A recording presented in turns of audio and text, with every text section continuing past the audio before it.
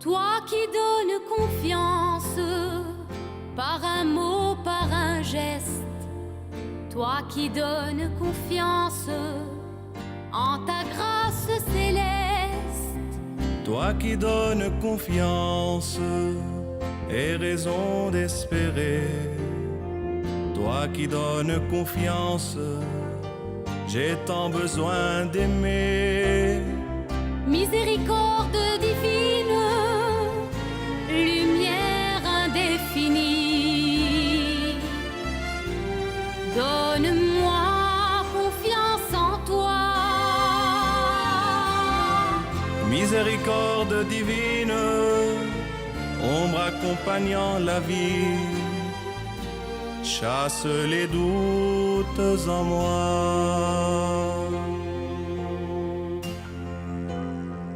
Toi qui donnes confiance, source d'enrichissement, toi qui donnes confiance depuis la nuit des temps, toi qui donnes confiance en ta toute bonté, toi qui donnes confiance, je veux te retrouver. Nous allons entrer dans une série de rencontres autour du problème du temps ou du mystère du temps qui a été le thème de mon premier ouvrage qui s'appelle L'homme et le mystère du temps, paru il y a longtemps et qui m'a valu une lettre enthousiaste du fameux philosophe français Jean Guiton, auquel je n'avais même pas adressé mon ouvrage, et j'ai été surpris un jour de trouver une lettre signée de lui me disant son enthousiasme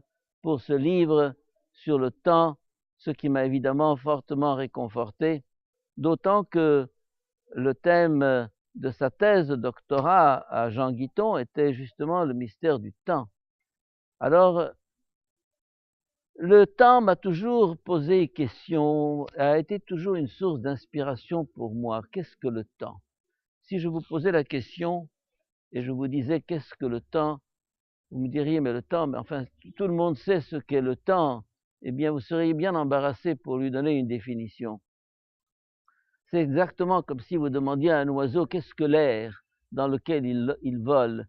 Ben, il est dedans, il vole, il se déplace, mais pour dire ce qu'est l'air, il ne saurait pas le dire. Demandez aussi à un poisson de vous dire qu'est-ce que l'eau, qu'est-ce que l'océan, qu'est-ce que la mer.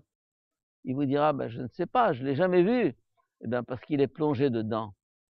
Eh bien, je dirais un peu, pour l'homme, c'est un peu la même chose. Nous sommes tellement immergés dans le temps que nous ne savons pas ce que c'est que le temps. Et pourtant, il est essentiel d'y réfléchir. C'est ce que nous allons essayer de faire pendant cette série de rencontres que nous aurons ensemble. Je voudrais simplement faire une remarque. En fait, on ne peut parler du temps que parce que dans une certaine mesure, on est en dehors du temps ou au-dessus du temps. Ça veut dire que s'il n'y avait pas une distance entre nous et notre vie, entre nous et nous-mêmes, entre nous et le temps, nous ne saurions pas ce que c'est que le temps. On ne connaît une réalité que dans la mesure où on est extérieur à elle, tout en étant intérieur, mais il faut une certaine distance. Je prends un exemple. L'Égypte, j'y suis né. Bon, j'y ai vécu jusqu'à l'âge de 19 ans. Bon, mais je n'ai vraiment commencé à la connaître que du jour où je l'ai connue, que du jour où je l'ai quittée, pardon. J'ai été au Liban, j'ai été en France, j'ai été aux États-Unis, et plus je voyageais, plus je m'éloignais, plus l'Égypte, j'en prenais conscience. Je commençais à la comprendre, à la connaître. Là, je voudrais citer une phrase de Pierre-Henri Simon qui dit ceci: « L'homme est un animal qui se souvient et qui prévoit. Parce qu'il se souvient, il est naturel qu'il songe et qu'il regrette. Parce qu'il prévoit, il est nécessaire qu'il craigne et qu'il espère. » C'est justement cette distance qui fait qu'il se souvient. Il a un passé, il a une histoire.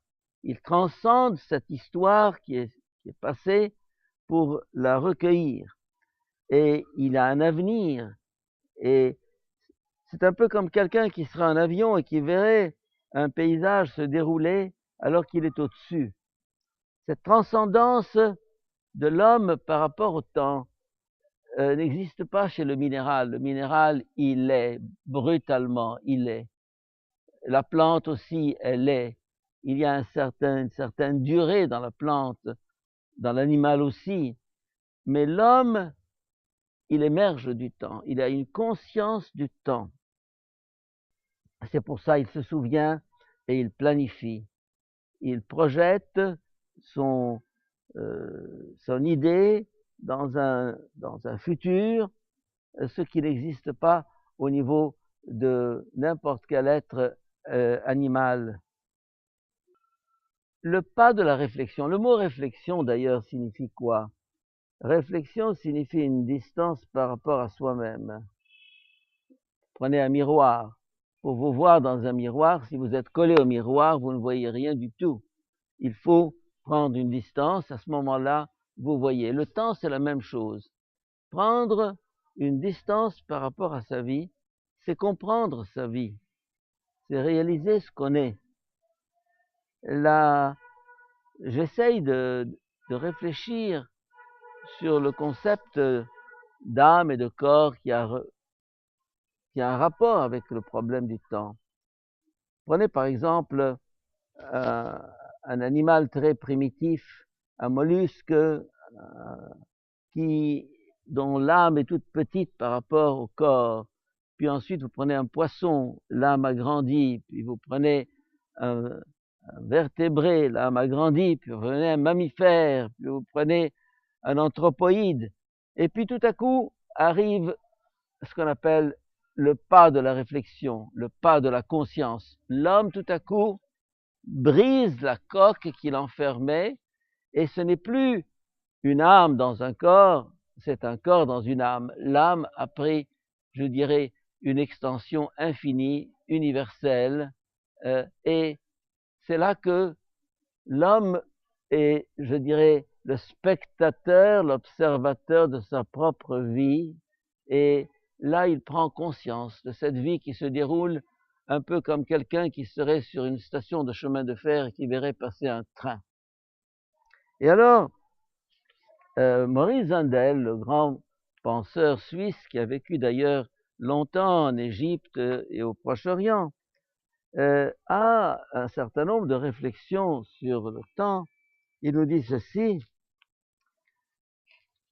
le temps emporterait tout s'il n'y avait quelque chose de supérieur au temps pour empêcher les phénomènes de s'émietter en son écoulement. Nous ne saurions pas que nous passons si nous passions tout entier. Oui, en d'autres termes, il y a une part de nous-mêmes qui échappe au temps, qui émerge au-dessus du temps, et qui montre que finalement, le temps peut passer, mais nous demeurons, un peu comme si nous étions au-delà du temps, au-dessus du temps. Et c'est un peu, comme qui dirait, une preuve de l'immortalité de l'homme qui échappe à la vie biologique qui l'entraîne vers la mort, une mort inéluctable, mais quelque chose de nous est au-delà de la mort, est au-delà du temps, est au-delà de notre vie. Alors c'est ce que dit Maurice Zundel: nous ne saurions pas que nous passons si nous passions tout entier. Comme nous ne percevons pas le mouvement de la Terre avec lequel nous sommes entraînés. Bon, la Terre tourne. Nous savons tous que la Terre tourne, mais personne ne sent qu'elle tourne. On a l'impression que nous sommes très stables. Et c'est parce que, d'une certaine manière, nous sommes au-dessus de la Terre que nous voyons le mouvement. Et c'est comme ça qu'on peut dire, c'est parce que nous sommes au-dessus du temps que nous voyons le temps s'écouler. Alors, le temps n'a de sens qu'en dehors du temps, dit Maurice Zundel. C'est intéressant. Maintenant, le fait que nous prenions cette conscience du temps fait que nous sommes absolument autres que l'animal. Nous savons que nous sommes nés. Nous savons que nous mourrons. Nous le savons. L'animal naît et l'animal meurt, mais il ne le sait pas. Nous le savons. Et c'est le fait de le savoir qui montre que nous ne sommes pas collés à notre vie biologique. Il y a une part de nous-mêmes, et l'essentiel de nous-mêmes, et l'essence même de nous-mêmes, notre jeu, émerge au-dessus de cette transitorialité du temps. Le temps passe, nous demeurons. C'est une preuve, à mon avis, très forte de l'immortalité de l'homme, le fait qu'il échappe à la mort, il échappe au temps, il échappe à sa propre histoire. Il se situe au-delà. Mais cette conscience que nous avons de notre vie et de notre mort crée en nous l'angoisse. L'homme est le seul être angoissé. L'animal n'est pas angoissé. L'homme est angoissé parce que précisément, il sent que il y a quelque chose qui lui échappe. Il y a ce temps qui lui échappe.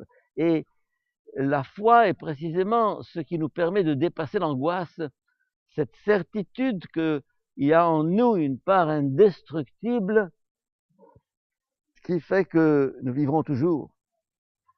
C'est cette angoisse justement que la religion, la foi a pour fonction et pour vocation de conjurer.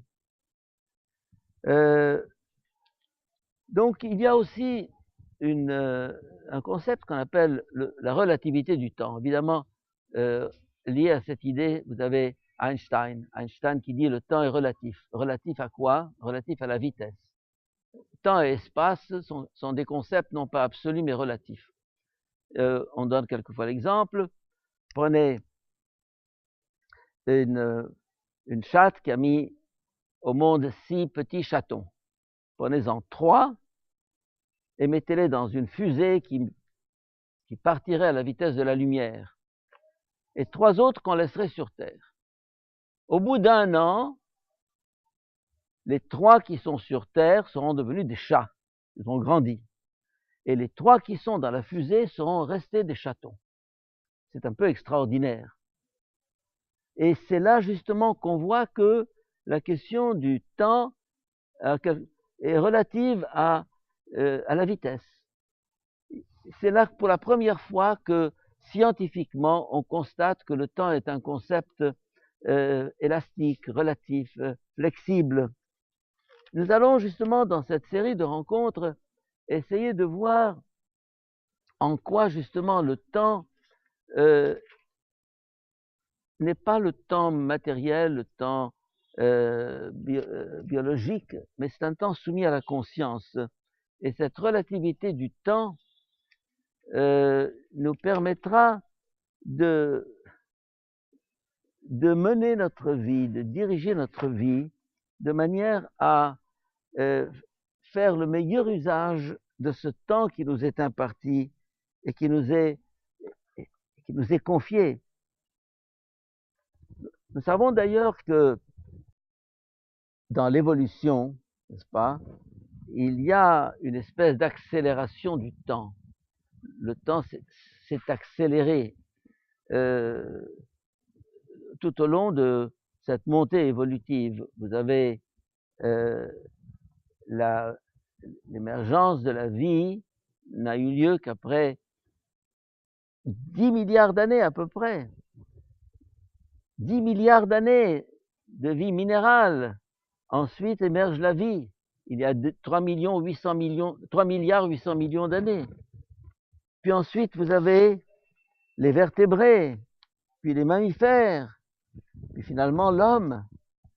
Si on prend un calendrier, on s'apercevrait que si le temps de l'univers était réduit à 1 année, la vie serait apparue au début d'octobre, les vertébrés le 22 décembre, les mammifères le 29 décembre à 4 heures de l'après-midi, l'homme le 31 décembre à 10 heures 33 minutes 36 secondes, le néolithique à 11 heures 59 minutes 35 secondes, 11 heures du soir, attention, et le Christ à 11h59 minutes 55 secondes.